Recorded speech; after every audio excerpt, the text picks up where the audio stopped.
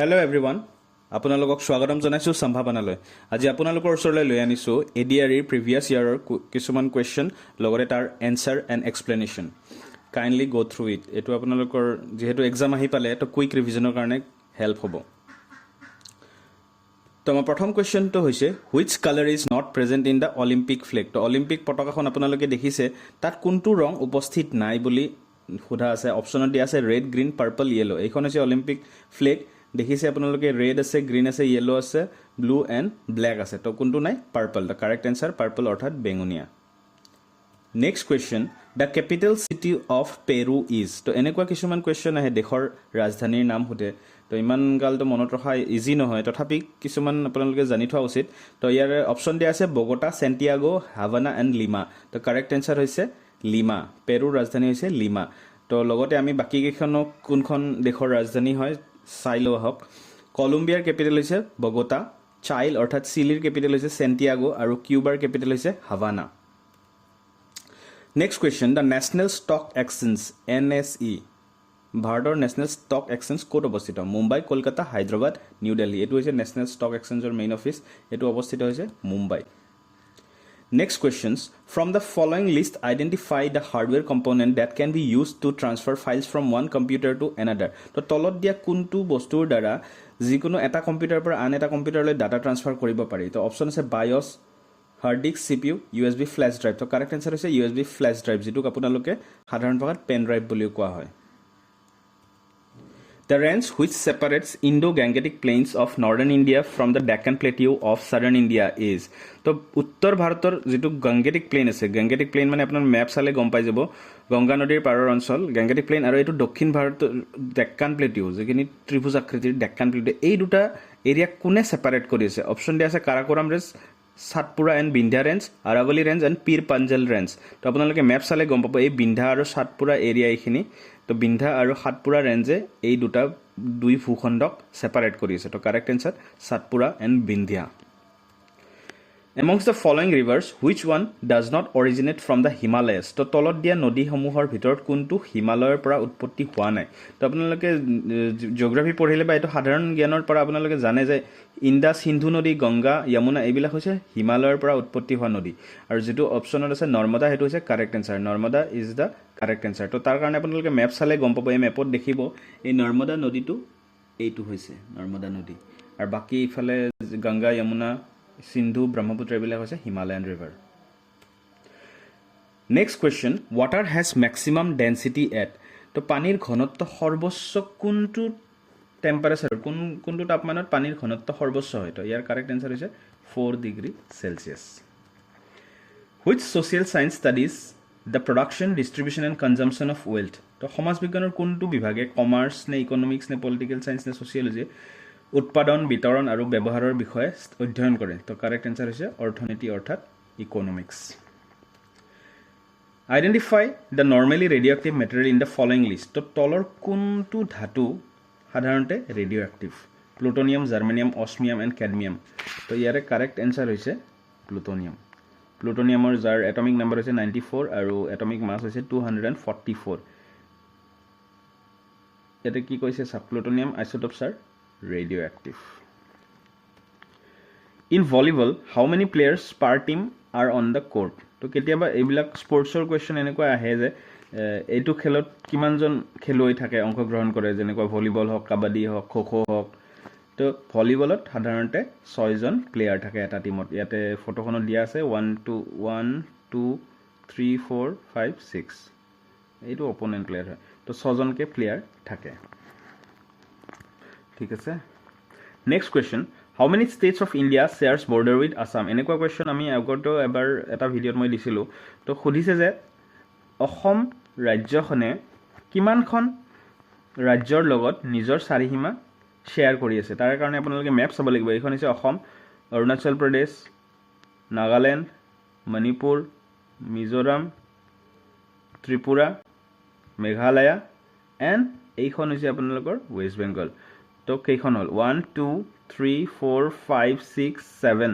সাতখন ৰাজ্যৰ লগত অসমে নিজৰ বৰ্ডাৰ শেয়াৰ কৰিছে অসমে সিকিমৰ লগত বৰ্ডাৰ শেয়াৰ কৰা নাই হা তো এটো কেতিয়াবা কনফিউজন হৈ যায় next question who is the finance minister of Assam as on 1st January 2022 এইটো যিহেতু প্ৰিভিয়াছ ইয়েৰৰ কুৱেশ্যন আছিলে তো সেই সময়ৰ কণ্টেক্সটত সুধিছে তো এইটো আপোনালোকে জানে নিশ্চয় কাৰেক্ট এনচাৰ অজন্তা নেওগ আৰু এটা ইনফৰ্মেশ্যন আপোনালোকক দি থওঁ এইটো আগতেও দিছোঁ যে অজন্তা নেওগ হৈছে অসমৰ প্ৰথমগৰাকী মহিলা বিত্তমন্ত্ৰী which of the following country shares border with Assam তো আগৰ কুৱেশ্যনটো কি আছিলে কোনখন ৰাজ্যই শ্বেয়াৰ কৰে এতিয়া কুৱেশ্যন সুধিছে কোন তলত দিয়া কোনখন দেশে অসমৰ লগত নিজৰ চাৰিসীমা শ্বেয়াৰ কৰি আছে তো অপশ্যন আছে চাইনা নেপাল ম্যানমাৰ ভূটান মেপখন দেখিলেই গম পাই আছে ভূটানে শ্বেয়াৰ কৰি আছে কিন্তু ইয়াতে আকৌ এটা যদি অপশ্যন বাংলাদেশ থাকিলে হয় বাংলাদেশো হ'লহেঁতেন কিন্তু ইয়াতে যিহেতু এটাই এনচাৰ আৰু বাংলাদেশ যিহেতু অপশ্যনত নাই তো correct answer will be the Bhutan আৰু ম্যানমাৰ কেতিয়াও অসমৰ লগত ডাইৰেক্টলি শ্বেয়াৰ কৰা নাই বৰ্ডাৰ চিমিলাৰলি নেপালো নাই কৰা আৰু চাইনাৰ ইফালে অৰুণাচলৰ লগত শ্বেয়াৰ কৰি আছে তো কাৰেক্ট এনচাৰ হৈছে ভূটান আৰু যদি এক্সামত কুৱেশ্যন আহে কোন দুখন দেশ অসমৰ লগত বৰ্ডাৰ শ্বেয়াৰ কৰিছে ভূটান হ'ব আকৌ আৰু এটা হৈছে অপশ্যন বাংলাদেশ এইটো আপোনালোকে দেখিছে মেপত next amongst the following bridges which one is at the easternmost place তলত দিয়া দলংসমূহৰ ভিতৰত কোনখন দলং একেবাৰে পূৰ্ব দিশত অৱস্থিত তাৰে কাৰণে আপোনালোকে মেপ জানিলে বহুত ভাল হয় লগতে দলংবিলাকৰ লোকেশ্যন যদি জানে তেতিয়া আৰু ইজি হৈ যায় তো ইয়াতে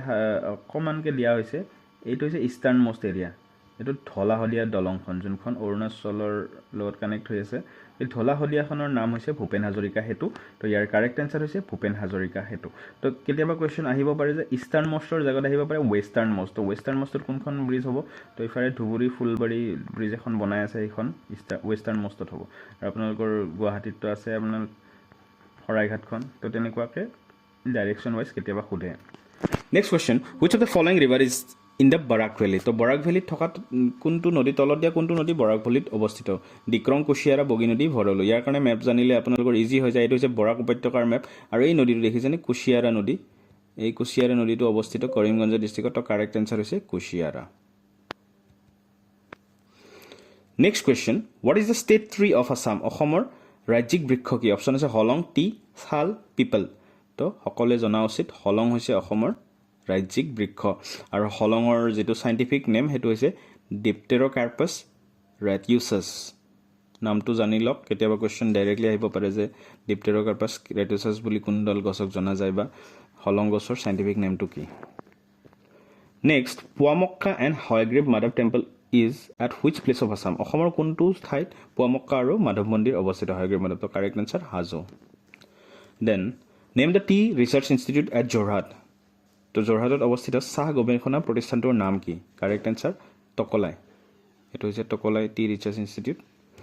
নেক্সট নেম দ্য ফাৰ্ষ্ট টকি ইন আছামিজ প্ৰথম অসমীয়া কথাছবিখনৰ নাম কি তো অপশ্যন দিয়া আছে ভাইটি বৰুৱাৰ সংহাৰ জয়মতী ইন্দ্ৰমালতী তো কাৰেক্ট এনচাৰ জয়মতী এইখন 1935ত বনাইছিলে ৰূপক কোঁৱৰ জ্যোতিপ্ৰসাদ আগৰৱালাই স্বৰাজ পাৰ্টি ৱাজ ফাউণ্ডেড বাই তলত দিয়া কোনকেইগৰাকী ব্যক্তিয়ে স্বৰাজ পাৰ্টিটো ফৰ্ম কৰিছিলে তো কাৰেক্ট এনচাৰ হৈছে Motilal Nehru and Chittaranjan Das these are the two people they were the founder of the Swaraj Party which article in Indian constitution prohibits discrimination on the grounds of religion race caste sex and place of birth তো ভাৰতৰ সংবিধানৰ কোনটো অনুচ্ছেদে লিংগ জাতি জন্মস্থান এইবিলাকৰ ভিত্তিত যিটো বৈষম্য কৰে সেইটো নিষেধাজ্ঞা কৰিছে তো ইয়াৰে কাৰেক্ট এনচাৰ হৈছে আৰ্টিকল 15 এইখন এখন ফিল্ম আহিছিলে আয়ুষ্মান খুৰানাৰ যাৰ নাম আছিলে আৰ্টিকল 15 এই মুভিখন যদি চাইছে নিশ্চয় আপোনালোকে এই এনচাৰটো কৰিব পাৰিব next question the Gol Gumbaz the mausoleum of Mohammed Adil Shah is located in Gol Gumbaz যিটো গোল গম্বুজ বুলি কোৱা হয় ইয়াৰে কোনটো ঠাইত অৱস্থিত বিজাপুৰ দিল্লী হায়দৰাবাদ ভোপাল তো কাৰেক্ট এনচাৰ হৈছে বিজাপুৰ অৱস্থিত আৰু বিজাপুৰ হৈছে কৰ্ণাটকা ৰাজ্যত next what does a stands in Udan the initiative of the ministry of civil aviation of India তো ভাৰতৰ অসামৰিক বিমান পৰিবহণ মন্ত্ৰালয়ৰ পদক্ষেপ উড়ান UDAN তাৰে যিটো এ আছে সেই এটোৰ ফুল ফৰ্ম কি হয় কেতিয়াবা এই গোটেইকেইটাৰ আপোনালোকে সেইকাৰণে ফুল ফৰ্মটো জনা উচিত উড়ান মানে হৈছে উৰে দেশ কা আম নাগৰিক তো কাৰেক্ট এনচাৰ এ হ'ব আম মানে সাধাৰণ নাগৰিক তো কেতিয়াবা সুধিব পাৰে ইউৰ ফুল ফৰ্ম কি ডিৰ ফুল ফৰ্ম কি তো তেনেকুৱা স্কিমবিলাকৰ নামবিলাক আপোনালোকে অলপ মনত ৰাখিব তেনেকুৱা ধৰণৰ কুৱেশ্যন আহিব পাৰে next question which company became the first Indian company to hit the 10 lakh crore market valuation তো তলত দিয়া কোনটো কোম্পানীয়ে 10 লাখ মাৰ্কেট ভেলু বজাৰ মূল্যত প্ৰৱেশ কৰিছে ক্লাবত সেইটো হৈছে কাৰেক্ট এনচাৰ ৰিলায়েন্স তো ৰিলায়েন্স ৰিচেণ্টলি 20 লাখ ক্ৰ'ৰ কোম্পানীও ক্ৰছ কৰিছে এইটো যিহেতু প্ৰিভিয়াছ ইয়েৰৰ কুৱেশ্যন আছিলে তো কাৰেক্ট এনচাৰ ৰিলায়েন্স তো which of the following pairs is incorrect with reference to the dance forms and their native states তো তলত দিয়া নৃত্য শৈলীটো কোনখন ৰাজ্যৰ লগত কাৰেক্টলি মেটচ কৰা কেইটা আছে আৰু কুৱেশ্যন হৈছে ইনকাৰেক্টলি মেটচ কোনটো অপশ্যন ইনকাৰেক্ট আছে তাৰমানে ইয়াতে তো ইয়াৰ কাৰণে আপোনালোকে আৰু এটা কুৱেশ্যন মই এখন এটা ভিডিঅ' বনাইছিলোঁ এইটো ক্লাছিকেল ডান্সেছ অফ ইণ্ডিয়া সেই ভিডিঅ'টো চালে আপোনালোকে এইটো এনচাৰ আৰামছে কৰিব পাৰিব তো ইয়াতে অপশ্যন আছে য়ক্ষগানা তামিলনাডু সত্ৰীয়া আসাম মোহিনীঅট্টম কেৰালা এণ্ড ওড়িশা ওড়িশি তো এই তিনিওটাতো জানে সত্ৰীয়া অসমৰ হয় মোহিনীঅট্টম কেৰালাৰ হয় ওড়িশাৰ হয় তো ইয়াৰে কাৰেক্ট এনচাৰ হ'ব য়ক্ষগানা তামিলনাডু য়ক্ষগানা একচুৱেলি এটা ডান্স ফৰ্ম থিয়েটাৰিকেল ফৰ্ম হয় আৰু সেইটো কেৰেলাৰ অৰিজিনেট হৈছিলে আৰু এইটো য়ক্ষগানা ডেন্সৰ নৃত্যশৈলীৰ dress up next the only Ramsar site wetland in Assam Ramsar site বুলি ক'লে আপোনালোকে নিশ্চয় জানে তো অসমৰ একমাত্ৰ ৰামাচাৰ স্থান যিটো জলাশয় সেইটো হৈছে কাৰেক্ট এনচাৰ দীপৰ বিল তো দীপৰ বিল হৈছে অসমৰ একমাত্ৰ ৰামাচাৰ চাইট আৰু এটা মনত ৰখা উচিত recently as of data of August 2024 ভাৰতত টোটেল 85টা ৰামাচাৰ চাইট আছে তো কুৱেশ্যন ডিৰেক্টলি আহিব পাৰে total number of Ramsar sites present in India right now এইটো হৈছে correct answer 85 next which of the following ministries is not associated with the initiative of Beti Bachao Beti Padhao তো তলত দিয়া কোন কেইটা মানে মিনিষ্ট্ৰি দিয়া আছে চাৰিটা তাৰে কোনটো মিনিষ্ট্ৰি বেটি বচাও বেটি পঢ়াও যিটো আমাৰ ইনিচিয়েটিভ আছিলে তাৰ অন্তৰ্ভুক্ত নহয় কোনটো মিনিষ্ট্ৰি অন্তৰ্ভুক্ত নহয় তো অপশ্যন আছে ministry of health and family welfare ministry of rural development ministry of women and child development ministry of human resource development তো কাৰেক্ট এনচাৰ হৈছে ৰুৰেল ডেভেলপমেণ্টটো নহয় কাৰণ এইটো হৈছে it's a joint initiative of this three department যিটো MOE মানে হৈছে হিউমেন ৰিচোৰ্চ ডেভেলপমেণ্টটো মিনিষ্ট্ৰি অফ এডুকেশ্যন বুলি কোৱা হয় তো এই তিনিটাৰ অন্তৰ্ভুক্ত হয় আৰু অকল ৰুৰেল ডেভেলপমেণ্টৰ অন্তৰ্ভুক্ত নহয় the Assam medical college is situated in Assam medical college Assam চিকিৎসা মহাবিদ্যালয়খন ক'ত অৱস্থিত হয় তো আপোনালোকে নিশ্চয় জানে এইটো হৈছে ডিব্ৰুগড় শিলচৰত আছে আমাৰ শিলচৰ মেডিকেল কলেজ গুৱাহাটীত আছে আমাৰ GMC বুলি যিটো চবেই জানে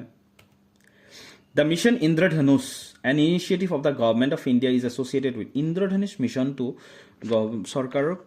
কোনটো মিছন বুলি কোৱা হয় মানে কিহৰ লগত জড়িত তো ইয়াৰে কাৰেক্ট এনচাৰ হৈছে ইমিউনাইজেশ্যন মানে প্ৰতিষেধক এইটো চাওক মিছন ইন্দ্ৰধনুষ গেট ইয়ৰ চাইল্ড ফুলি ইমিউনাইজড The Article 17 of the Constitution of India deals with the abolition of তো এতিয়া দেখিছেনে আপুনি দুটা কুৱেশ্যন আৰ্টিকেলৰ ওপৰত ডিৰেক্টলি আহিছে তো ভাৰতৰ সংবিধানৰ কিছুমান আৰ্টিকেল আপোনালোকে স্পেচিয়েলি জানি থোৱা উচিত আৰু মেইনলি ফাণ্ডামেণ্টেল ৰাইটছৰ যিখিনি আৰ্টিকেল আছে সেইখিনি আপোনালোকে জানাটো অত্যন্ত জৰুৰী কাৰণ তাৰে ওপৰত কুৱেশ্যন আহে তো সুধিছে যে আৰ্টিকেল 17 কিহৰ লগত ডিল কৰে তো কাৰেক্ট এনচাৰ হৈছে অস্পৃশ্যতা যিটো কয় আনটাচেবিলিটি এটা ক্ৰাইম হয় মানুহে আগতে আছিলে ন যে উচ্চ জাতি নিচ জাতিক টাচ নকৰে তেনেকুৱা টাইপৰ সেইবিলাক ভাৰতীয় সংবিধান মতে এটা অপৰাধ Which one of the following events did not take place in 1919 তলত দিয়া কিছুমান উল্লেখনীয় ঘটনা আছে ভাৰতীয় বুৰঞ্জীৰ তো কৈছে যে তাৰে কোনটো পৰিঘটনা 1919 চনত হোৱা নাছিলে তো ইয়াতে চাৰিটা অপশ্যন দিয়া আছে তো ইয়াতে ডাইৰেক্টলি মই কৈছোঁ এনচাৰটো হৈছে বংগ বিভাজন পাৰ্টিশ্যন অফ বেংগল কেতিয়া হৈছিলে 1905 চনত হৈছিলে আৰু 1911ত আকৌ এইটো কেনচেল কৰা হৈছিলে তো 1905ত মেইনলি পাৰ্টিশ্যন অফ বেংগল হৈছিলে তো বাকি ঘটনাবিলাক 1919 চনত হৈছিলে Which one of the following schemes was launched in July 2019 to accelerate water harvesting and conservation measures 2019 চনত পানী সংগ্ৰহ আৰু সংৰক্ষণৰ কাৰণে কোনটো স্কিম লঞ্চ কৰা হৈছিল তো কাৰেক্ট আনসাৰ হৈছে জল শক্তি অভিযান Which of the following location is not associated with the petroleum sector তো তলৰ কোনটো লোকেশন পেট্ৰোলিয়াম খণ্ডৰ লগত জড়িত নহয় দুলিয়াজান নাজিৰা বঙাইগাঁও মাৰ্গেৰিটা ইয়াৰ কাৰেক্ট আনসাৰ হৈছে margherita Next, which country was the first to implement goods and service tax? তো GST সকলে শুনি থাকে GST ইণ্ডিয়াত GST আছে তো কোনখন দেশে সৰ্বপ্ৰথম GST কনসেপ্টটো আনিছিলে আৰু লঞ্চ কৰিছিলে তো ইয়াৰ কাৰেক্ট আনসাৰ হৈছে ফ্ৰান্সে 1954 তে আনিছিলে ইণ্ডিয়াই লঞ্চ কৰিছে 2017 আৰু China 1994 As of January 2022 the state which has the maximum number of seats in the Rajya Sabha তো খুদিছে যে 2022 চনৰ জানুৱাৰী মতে ভাৰতৰ কোনখন ৰাজ্যৰ সৰ্বাধিক ৰাজ্য সভাৰ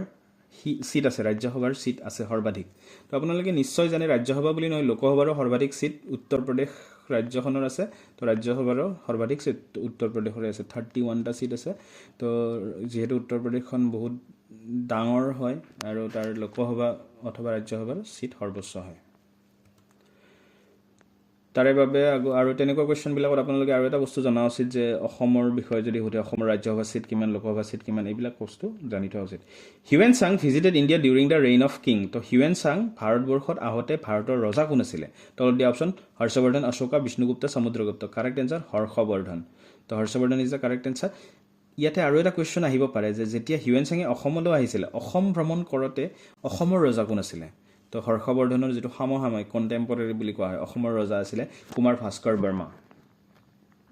হু among the following publishes the economic survey of India তলৰ কোনটো কোনে মানে ভাৰতৰ অৰ্থনৈতিক জৰীপ ইকনমিক ছাৰ্ভে অফ ইণ্ডিয়াটো পাব্লিছ কৰে তো কাৰেক্ট এনচাৰ হৈছে মিনিষ্ট্ৰী অফ ফাইনেন্স অৰ্থাৎ বিত্ত মন্ত্ৰালয় In which of the following economies all productive resources are owned and controlled by the government? তলৰ কোনটো অৰ্থনীতিত সকলো উৎপাদনশীল সম্পদ চৰকাৰৰ মালিকাধীন আৰু নিয়ন্ত্ৰণত থাকে তো অপশ্যন হৈছে socialist capitalist mixed and dual তো কাৰেক্ট এনচাৰ হৈছে ছ'চিয়েলিষ্ট অৰ্থাৎ সমাজবাদী আৰু কেপিটেলিষ্টত মেইনলি প্ৰাইভেট ইণ্ডিভিজুৱেলক দিয়া হয় তো কাৰেক্ট এনচাৰ হৈছে socialist In which of the following location was the Quit India movement launched by Mahatma Gandhi in the year 1942? তো ইয়াতে দুটা ইনফৰমেশ্যন আছে কুইট ইণ্ডিয়া মুভমেণ্ট 1942 হৈছিলে কেতিয়াবা ডাইৰেক্ট কুৱেশ্যন আহিব বুলি কুইট ইণ্ডিয়া মুভমেণ্ট কেতিয়া হৈছিলে মানে ভাৰত ত্যাগ আন্দোলন মহাত্মা গান্ধীয়ে আৰম্ভ কৰিছিলে 1942 চনত তো ইয়াৰ প্ৰশ্নটো হৈছে ভাৰতৰ কোনখন ঠাইৰ পৰা মহাত্মা গান্ধীয়ে এই আন্দোলনটো আৰম্ভ কৰিছিলে অপশ্যন আছে শিৱাজী পাৰ্ক ব্ৰেবৰ্ণ ষ্টেডিয়াম অগষ্ট ক্ৰান্তি ময়দান আৰু প্ৰগতি ময়দান তো ইয়াৰে কাৰেক্ট এনচাৰ হৈছে আগষ্ট ক্ৰান্তি ময়দান এই আগষ্ট ক্ৰান্তি ময়দানখনৰ আৰু এটা নাম হৈছে Gowalia Tank Maidan also' known as August Kranti Maidan য'ৰ পৰা মহাত্মা গান্ধীয়ে ভাৰত ত্যাগ আন্দোলন আৰম্ভ কৰিছিলে তো আজিৰ কাৰণে এইখিনি আছিলে আপোনালোকক